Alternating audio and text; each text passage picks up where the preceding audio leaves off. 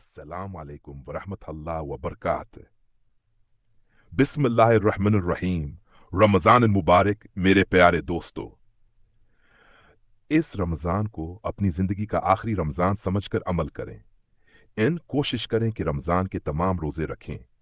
روزانہ تلاوت قرآن کم از کم 3 پارے کریں اور زیادہ سے زیادہ جتنا ممکن ہو پڑھیں۔ تراویح اور نماز تہجد کا خاص اہتمام کریں۔ 6 زکوٰۃ کے علاوہ ضرورت مندوں کی مدد بھی کریں۔ کسی بھی گناہ کو چھوٹا نہ سمجھیں۔ گناہ کر کے رمضان کے ثواب کو ضائع ہونے سے بچائیں۔ 6 دعا کا اہتمام افطار سے پہلے، تہجد میں یا جب بھی موقع ملے ضرور کریں۔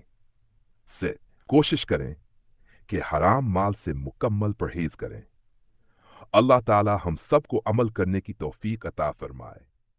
فکر آخرت